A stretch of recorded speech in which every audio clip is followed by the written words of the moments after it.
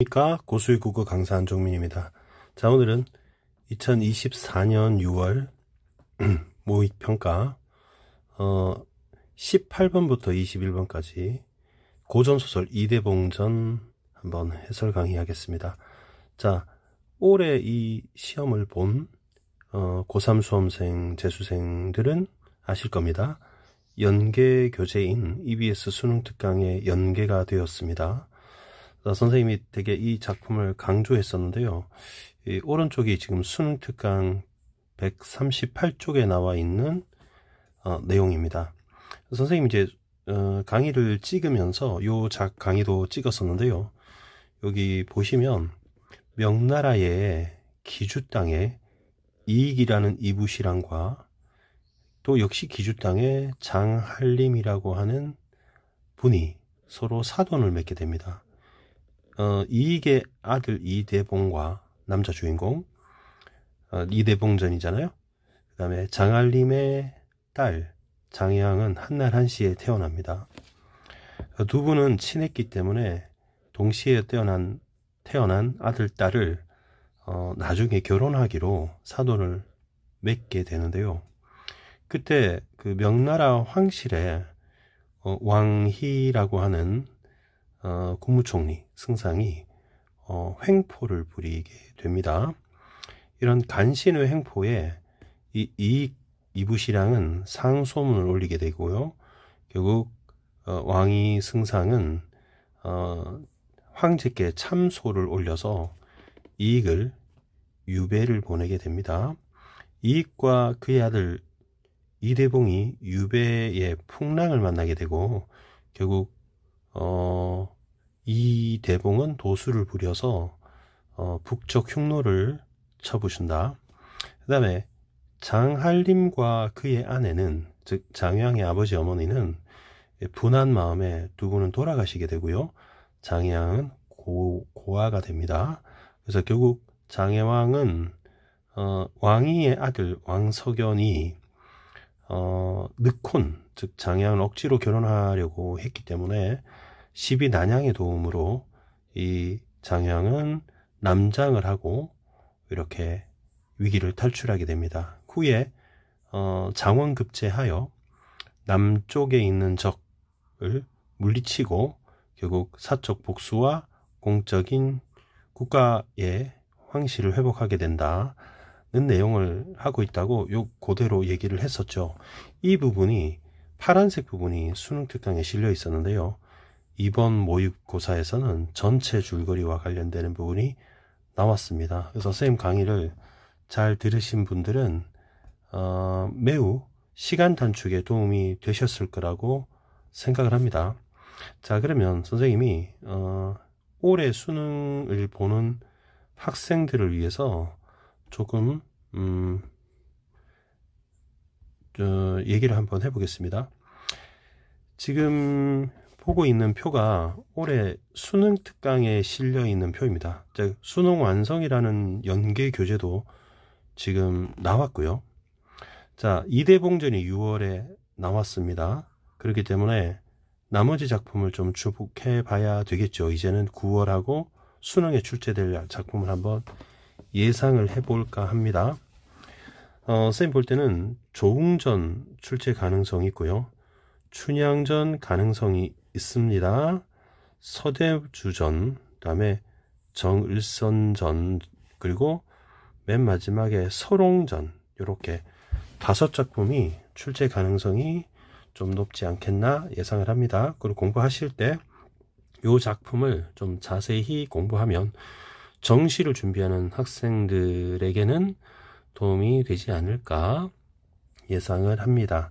자, 그러면 다시 돌아와서 이제 모의고사 부분을 해설 강의를 해 보겠습니다. 자, 페이지는 6페이지고요. 먼저 보기를 먼저 봐야 됩니다. 모든 문학은 보기를 먼저 보셔야 합니다. 자, 21번 보기입니다. 자, 문제풀이가 아니라 일단 보기를 해석을 하겠습니다. 자, 이대봉전의 주인공은 당연히 이대봉이겠죠. 자, 공적 가치가 있습니다. 그리고 사적 목표도 있습니다. 두 목표가 공적, 사적 목표 둘 다를 실현하기 위해 노력합니다. 자, 공적 가치는 국가 차원의 사건에 참여하는 것입니다. 사적 목표는 가문의 일원으로 사건에 참여하는 것입니다. 그리고 현실계나 비현실계의 조력자가 주인공의 문제 해결 과정에 도움을 줍니다.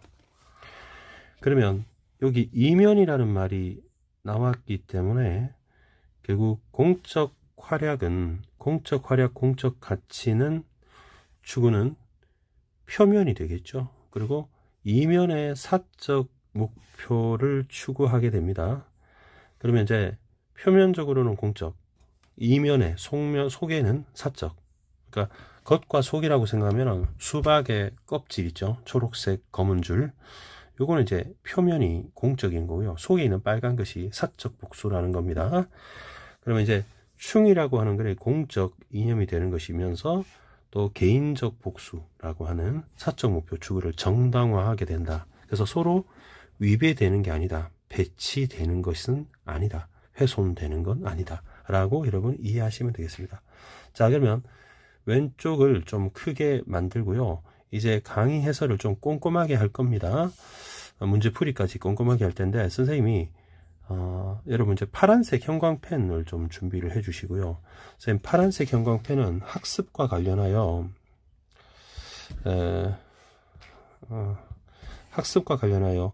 고전 필수 어휘에 해당되는 것은 선생님 이렇게 표시를 하겠습니다. 선생님 자꾸 잘못 건드려서 좀 왼쪽 오른쪽 순서를 좀 바꾸겠습니다. 자, 그래서 이제 왼쪽 보지 마시고 오른쪽 보시면 되겠습니다. 붉은 볼펜으로 표시하겠습니다. 고전 필수 어휘. 이는 이제 꼭 암기해야 되는 단어들이 많이 있겠죠? 그래서 요거는 표시를 하겠습니다. 장소저는 이제 소저 알아두셔야 됩니다. 소저는 아가씨입니다. 아가씨. 여자 주인공이고요. 장애왕 아가씨입니다. 남복은 고전 필수 어휘는 아니고요. 남자 복장입니다. 남자 복장, 남복을 벗고 담장 소복으로,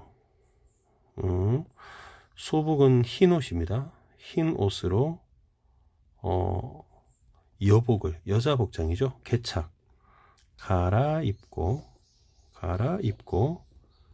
그다음에 금로, 이제 금으로 된 향로입니다. 금향로에 향불을 사르며 제사를 지내고 있는 것 같습니다. 흰 옷 입고.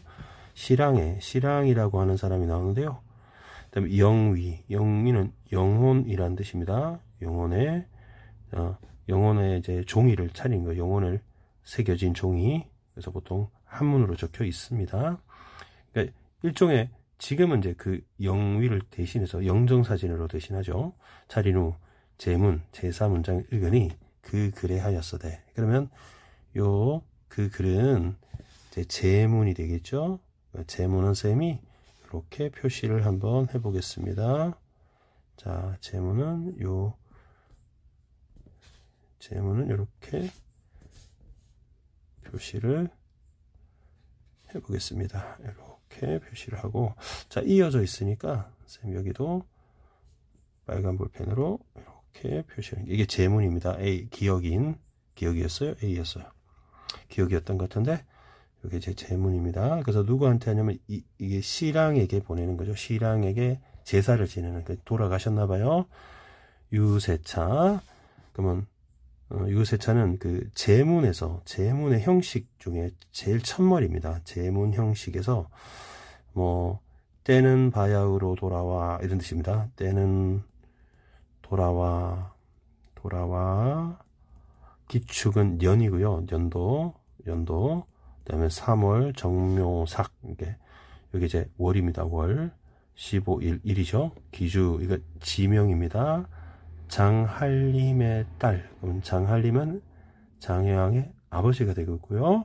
딸 애왕은 이라겠습니다. 그러면 장애왕이죠. 그러면 장소조가 장애왕이 되는 겁니다. 여자 주인공입니다. 감히 이부시랑, 아까 시랑이라고 나왔었죠?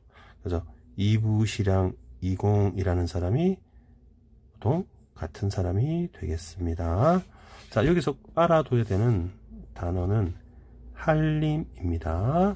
한림은 한림학사의 준말인데요. 한림학사.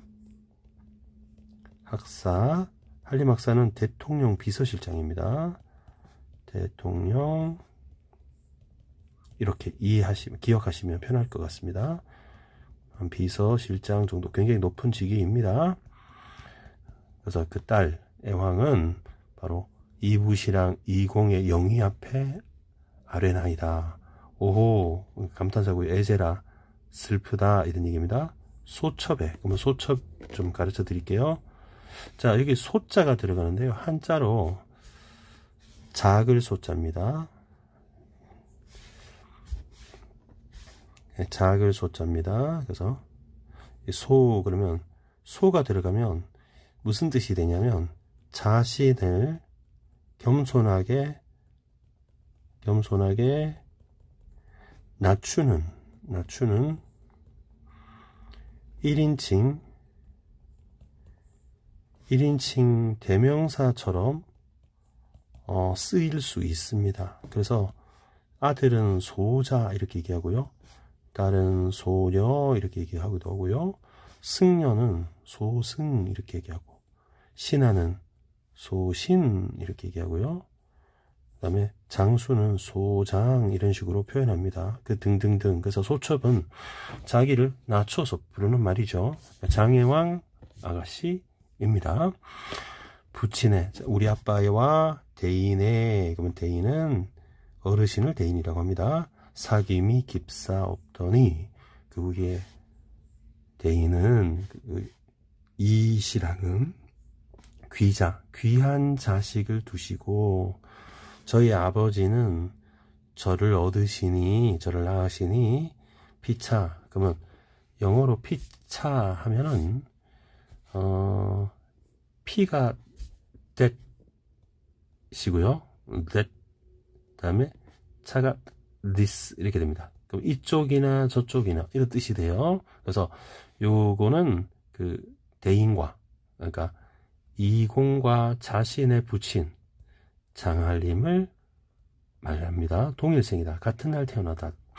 그리고 저희 아버지께서 신기한 꿈을 꾸시고 어르신과 사돈을 맺었다. 교혼을, 약혼을 맺게 해주셨다. 이런 얘기죠.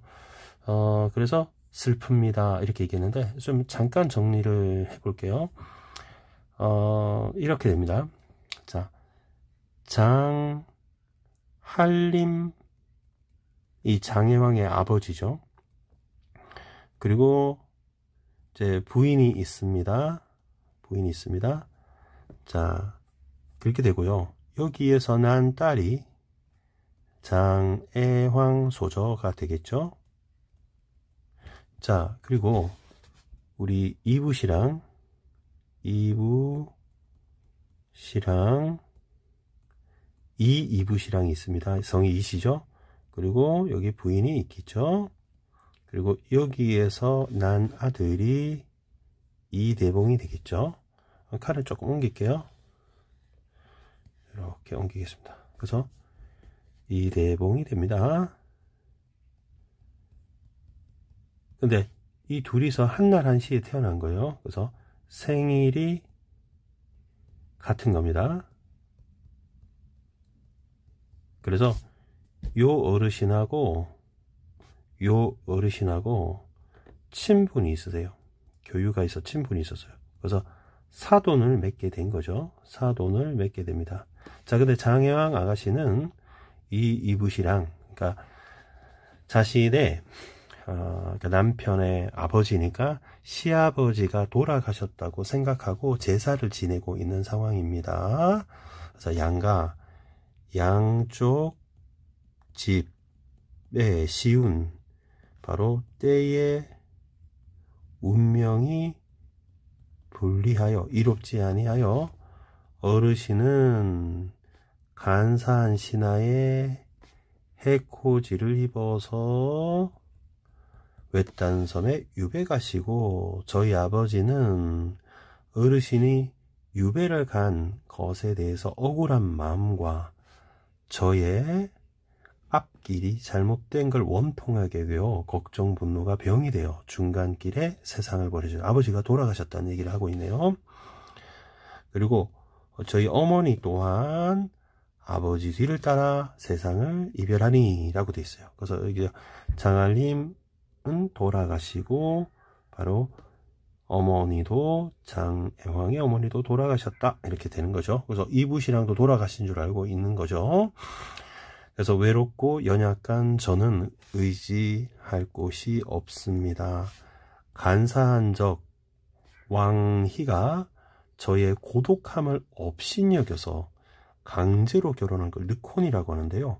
늑혼을 강요해서 복장을 바로 바꾸고 위장해서 도주 도망갔다가 남자로 행세하여 용문에 올라. 그러면 등용문이죠. 등용문이죠. 용의 문에 올랐다. 그러면 출세하여 이런 뜻이죠. 출세하여 남적을 멸하고 남쪽 적을 명했어요. 그건 충이죠. 그건 공적 가치죠.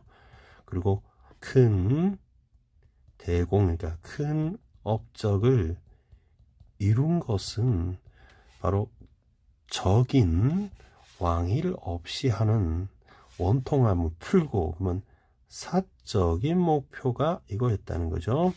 사전이 아니고 사적 목표가, 그래서 어르신과 공자를 찾아서 결혼을 이루려고 했는 건데, 사신의 말을 들으니 대인의 부자인 대인과 공자가 이대봉이 형적이 없다고 하니 분명히 아마 물속에 외로운 영혼이 되신 것 같습니다. 참통 비참하고 아프지 않겠습니까? 그래서 술을 바치는데 조심스럽게 바라건대 졸령, 그러면 영혼을 높여서 부르는 말입니다. 영혼을 높여서, 졸령은 흠향, 바로 원래 귀신이 음식을, 술을 마시는 거를 흠향이라고 합니다. 하고 제문을 쓴 거죠. 그 다음에 각설을 보겠습니다. 각설은 여러분이 꼭 기억해 하셔야 하는 글자입니다. 그래서 여러분 기억하실 때 각화차 이렇게 기억하십니다. 각화차 이렇게 하면 각설하고 차설, 그 다음에 각설, 화설, 차설, 요거는 같은 말인데요. 여러분 그냥 한편으로 여러분이 번역해 주시면 됩니다. 장면 전환하는 겁니다. 한편 이공자 대봉은 이대봉이죠. 부친을 모시고 오니까 아까 말했던 이시랑이 되는 거죠. 이부시랑 살아 계십니다. 용궁을 떠나서. 그러면 이제 초월계가 잘못 눌렀네요. 초월계의 조력을 받은 겁니다. 초월계의 조력을 받아서 여러 날 만에 황제가 있는 바로 성에 올라 머물 곳을 정한 후 흉노족을 머리를 벤 것을 봉하여 성상께 올리는데, 주달 이런 단어 좀 알아야 되겠죠. 그리고 상 이런 건데요. 성상 같은 말인데요. 성상은 황제입니다. 황제한테 상소문을 올리는데 앞뒤 사연을 위로 보고했는데, 이때 임금님이 이시랑의 아들의 삶과 죽음을 알지 못하고, 그 다음에 우리 장애왕 아가씨 있죠? 장애왕 아가씨의 앞길을 불쌍히 여기셔서 마음에 잊지 못하고 있는데, 또한 장애왕의 상표가 바로, 그러니까 임금에게 보이는 표문입니다. 황제한테 보내는 표문, 황제에게 드리는 표문을 도착한 거죠. 표문을 임금이 열어보니, 그러니까 이렇게 쭉쭉 블라블라 나와 있는 거죠. 그래서 요거는 이제 제문이 아니고 표문이 되겠습니다. 자, 그러면 좀 정리를 해볼까요? 아까 우리 네모 박스 위에 하나 있었던 것 있죠? 자, 요거는 우리 장애왕이 시아버지가 되는 이부시랑 어르신께 보내는 일종의 제문이었어요. 근데 이번에 보내는 표문은 우리 장애왕 아가씨가 바로 성상 황제에게 보내는 표문이 되겠습니다. 어떤 말을 하고 있는지 한번 살펴보겠습니다. 신첩 장애왕은 일장 표문을 한 장 용탑은 여러분 탑이 여러분 임금의 자리, 임금의 의자 이런 뜻이에요. 그래서 용은 황제를 상징하잖아요. 그래서 황제의 의자 이렇게 생각하면 됩니다. 그래서 우리 탑전에 올린다 이런 말도 씁니다. 탑전에, 탑하에, 탑전에 올립니다. 그리고 제가요 임금님의 큰 은혜를 입어서 바닷가에서 제사를 지내서 외로운 고독한 영혼을 위로하였지만 이승과 저승이 완전 달라서 영혼의 흔적이 없으니 비록 앞에 와서 이게 제주를 마신들 어찌 알 수 있겠습니까? 아득한 모습과 슬픈 마음을 진정할 수 없어 제사를 지내며 통곡하는데 천우신조하여, 천우신조는 하늘이 돕고 천이 하늘입니다. 신이 도와 하늘이 도와주고 신이 도와서 삭발한 승려를 만났는데 그분이 바로 이부시랑 이익의 처인 양씨다 이렇게 되는 거죠. 우연성이 강하죠. 그러면 이부시랑은 선생님이 수능 특강에 메모한 것처럼 본명이 이익이신 거고요. 이 부인은 이대봉의 어머니시죠. 그래서 양씨 부인인 겁니다. 공 나오면 남자고 씨 나오면 여자가 됩니다. 그래서 우연히 만났다. 전우신조로 비록 결혼을 하진 않았지만 시어머니와 며느리 사이가 아니겠습니까? 그러면 이익이 나의 시어머니다. 그래서 일희일비 한쪽으로 슬프면서 한쪽으로 기쁘고 즐겁기 끝이 없더니 이것은 다 황제 폐하께서 넓으신 덕택으로 말미암은 것입니다. 그러나 왕희부자, 왕희와 왕석연이에요. 국가를 혼란하게 하는 간사한 신하고 저의 원수입니다. 그러면 이거는 사적 목표가 되겠죠. 원수를 갚아야 되는 거니까. 바라건대 전하께서는 왕희부자를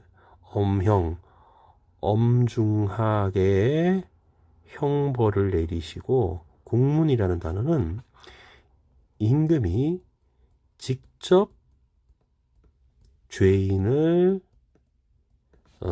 취조하고 조사하는 겁니다. 국법을 밝히시고 그 부자를 저에게 주시면 남선우, 우리 남적이죠. 남선우 배덩칼로 어지러운 신하를 죽여서 이익, 바로 시아버지 부자 남편의 영혼을 위로하겠습니다 라고 한 거죠. 임금이 다 보신 후에 바로 처결하고자 하는데 또 하나의 표문이 올라오게 됩니다. 그래서 임금이 의궤하여 이상하여 여러분이 그 상소문이죠. 상소문. 그럼 B에 있는 상소문은 누가 쓴 거냐? 죄신 이대봉은 하고 남자 주인공인 이대봉이 쓴 겁니다. 그래서 여기는 네모 박스가 3개가 나옵니다. 첫 번째는 장애왕이, 두 번째도 장애왕이. 첫 번째는 장애왕이 이부시랑한테 보내는 제문인이 되고, 두 번째는 장애왕이 임금에게 보내는 표문이 됩니다. 세 번째는 이제 이대봉이죠. 이대봉, 남자 주인공. 이대봉전인데 이대봉이 안 나오면 좀 섭섭하잖아요. 이대봉이 바로 황제한테 보내는 상소문이 이 세 번째가 됩니다. 그리고 한다는 말이 이렇습니다.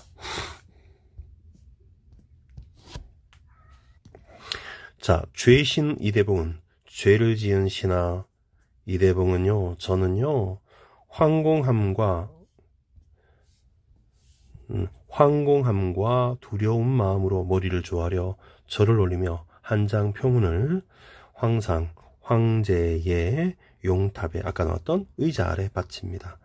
저의 부자, 그러면 저의 부자는 이제 이부시랑 이익과 바로 그 아들 이대봉이죠. 원래 유배 갔다 그랬잖아요. 그래서 간신, 간사한 신하 왕희의 모함을 입어서 폐하의 성득을 입어 죽음을 면하고 너그러움을 베풀어 해도 바다에 있는 섬에 내치신 덕에 안 죽이시고 유배지로 가고 있었어요. 근데 길 가운데 배를 타고 큰 바다 중에 가고 있었는데 뜻밖의 뱃사람들이 달려서 저희 아버지를 묶고 물에 던졌어요. 그러면 이제 이 뱃사람은 이제 이익을 죽이려 하는 사람이니까 왕희의 사주를 받은 왕희의 조력자가 되는 것이죠. 악인의 조력자입니다. 그러니까 저희 아버지가, 시는 저입니다. 저희 아버지가 죽는 모습을 보고 또한 뒤를 따라 저도 풍덩 빠졌는데 거의 죽게 됐어요. 근데 서해 용왕이 구해줘서 살아났어요. 그러면 이것 역시 초월계의 조력이 있는 거죠. 초월계의 조력으로 살아라 서역에 있는 천축국, 이게 인도입니다. 백운암이라고 하는 암자에 가서요. 암자는 작은 절입니다. 작은 절에서 8년 정도를 의지했었습니다. 생각건데 저희의 부자가 죄인입니다. 그러면 다른 곳에 오래 있으니 옳지 않다고 생각이 들어서 세상에 나와 수중에 빠진 아버지 유고를 찾고 고국에 있는 어머니를, 어머니는 사실은 장형이 만났죠. 찾으려고 중국으로 가고 있었어요. 그런데 농서라는 곳에서 한나라 장수 일의 영혼으로 바로 갑오투구를 얻고요. 사평에서 오추마라는 말을 얻었고요. 화룡도에서 바로 관우의 영혼인 것 같습니다. 칼을 얻어서요. 칼도 얻고 말도 얻고 갑오투구 다 얻었죠. 그래서 중국으로 가고 있었어요. 베이징으로. 그런데 반적은 반역의 적이죠. 반역의 적적, 이 전두광 같은 거죠. 반역의 역적인 흉노족이 천자는 하늘의 아들이니까 황제입니다. 황제의 자리를 침범하여 반역을 일으킨 거죠. 그래서 황성을 함몰하고 어가는 황제가 타고 있는 가마입니다. 황제가 탄 황제의 가마를 수레를 금능으로 갔다는 말을 듣고 분한 마음을 이기지 못해 전의 죄를 무릅쓰고, 원래 유배행을 받았잖아요.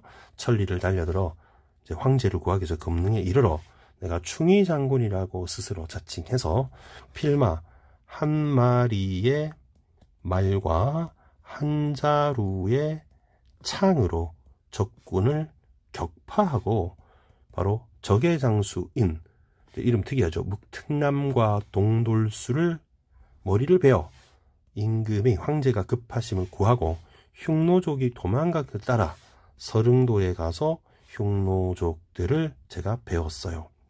돌아오는 길에 바닷가에서 풍랑을 만나 나흘 밤낮을 정처 없이 가다가 하늘의 도움, 신의 도움을 받았고 임금의 바로 바다 같은 그리고 황하 같은 덕으로 무인도에서 다다라 바람이 그치고 섬에 올랐던 아버지 이익을 만나게 된 것이죠.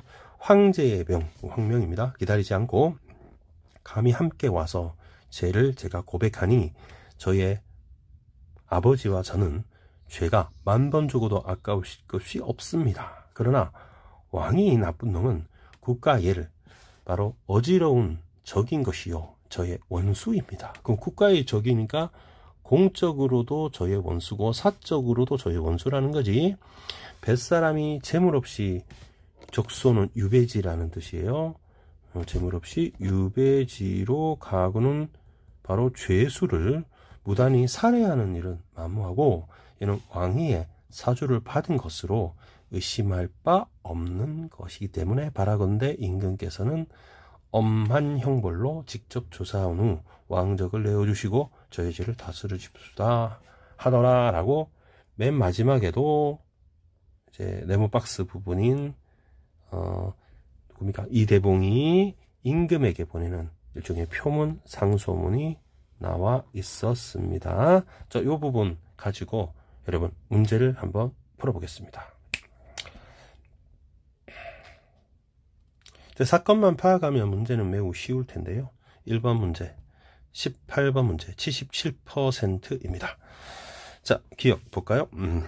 적절한 거 찾으라고 되어 있네요. 기억은 선생님이 용궁이라고 되어 있네요. 노란색으로 표시하겠습니다. 눈에 잘 띄게 용궁을 떠났습니다. 이대봉이 이릉의 영혼을 만나 갑옷과 칼을 얻은 곳이다. 우리 갑옷과 칼을 얻은 곳은 요 보니까 갑옷은 농서고요.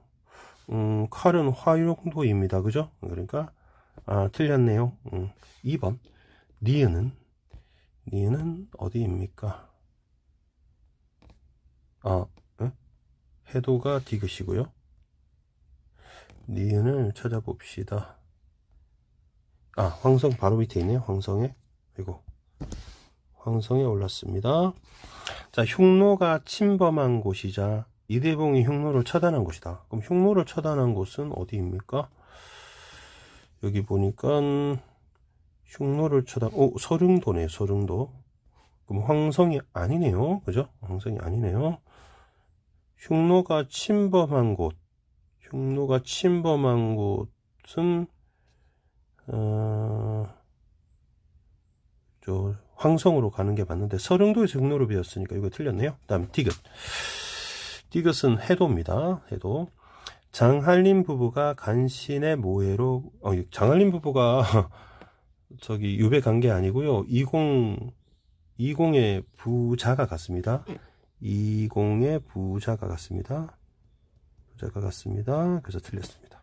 4번 이대봉이 배구남이네요. 이대봉이 중원으로 가기 전에 머물렀던 곳이다. 그럼 배구남 다음에 바른가 중원으로 돌아가다가 나왔으니까 4번이 맞는 말이 되겠죠. 다음에 미음은 금능이라고 나와 있네요. 금능은 돌동수가 이대봉을 피해 달아난 곳이다. 달아나진 않았습니다. 그러니까 무특남과 돌동수는 바로 배웠죠. 그죠? 어디에서? 금능에서 바로 배웠죠.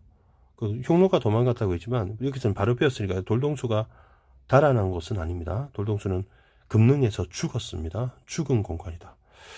이대봉을 피해가 아니라 이대봉에게 죽은 공간이다. 이렇게 해야 되겠죠. 그 다음에 19번 가겠습니다. 장소죠.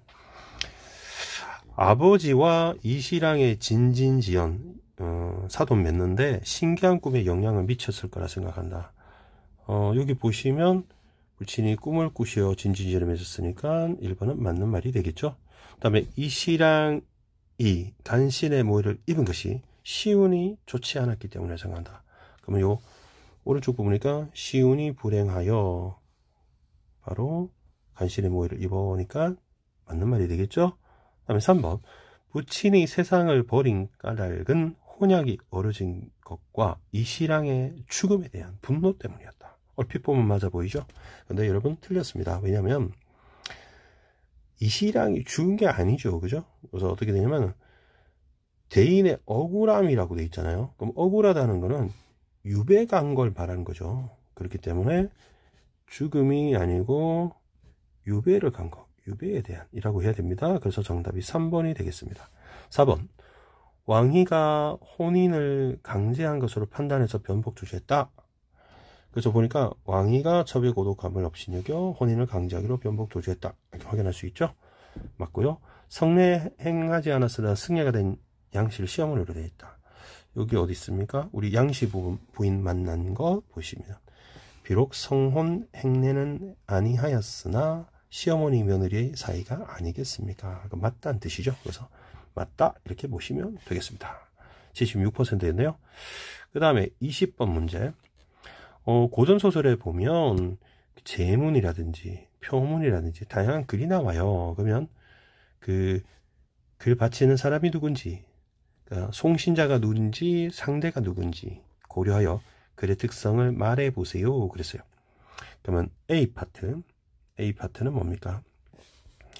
처음에 그 제문이죠. 그래서 망자에게 바치는 것이 맞죠. 그리고 원통함을 위로하는 게 맞죠. 그 다음에 3번을 보니까 자신을 낮추는 표현이 없다고 했는데요. 여러분 소첩이 있잖아요. 소첩이기 때문에 달리가 틀렸네요. 그래서 정답이 3번이 되겠습니다. 그 다음에 A에서 글을 바치는 사람의 오해했던 사건. 그러면 오해했다는 것은 지금 이 이부시랑이 돌아가신 것이라 생각하고 제문을 짓는 거잖아요. 그 B에서 풀린다. 그 다음에 글 바치는 사람 바로 장알림이 장혜왕이라고 했고요. 그 다음에 서두에서 상대 바로 이부시랑 이공이라고 했습니다. 자, B 부분 볼까요? B 부분은 소입니다. 성상에게 바치는 표문이다. 그 다음에 사건의 경과를 알려주는 특별한 조치를 또 요청한다. 이런 게 맞죠? 그 다음에 여기 B 파트를 보니까 자기 자신을 신의 부자 이렇게 자기를 낮췄어요. 그래서 맞는 말입니다. 답은 3번이고요. 다음 B에서는 이제 결국 B에서는 이제 이공이 살아 계셨다. 무인도에서 만났다. 이렇게 되겠죠. 그다음에 글 바치는 사람 이대봉, 그다음에 황상이라고 상대를 얘기하고 있습니다. 마지막 21번 맞죠? 21번 문제 마지막. 자, 보시면 장혜왕이 혼약을 이루기 위해 대공을 세웠다고 한 데서 혼약이 국가 차원의 동력이 되었다. 확인할 수 있고요. 장혜왕이 난신 1번 같은 경우 여러분 여기 나와 있습니다. 여기 보시면 장혜왕의 표문을 한번 볼까요? 뭐라고 나와 있냐면